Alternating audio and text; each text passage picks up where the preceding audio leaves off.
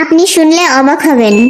আপনি যদি ক্লাসে কলম না নিয়ে যান তাহলে আপনার সাথে কি কি হতে পারে। আপনি প্রথমে কলম না থাকার ফলে ক্লাসের নোটগুলো লিখতে পারবেন না। নোট না লিখতে পারলে আপনি বাসায় গিয়ে পড়তে পারবেন না। পড়তে না পারলে পরীক্ষার খাতায় কিছুই লিখতে পারবেন না। পরীক্ষার খাতায় কিছু না লিখলে আপনি ফেল করবেন। পরীক্ষায় ফেল করলে ভবিষ্যতে আপনি কোনো চাকরি পাবেন না।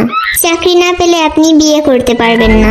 বিয়ে না করতে পারলে আপনার বাড়ির লোক আপনাকে লাথি দিয়ে বাড়ি থেকে বের করে দিবে।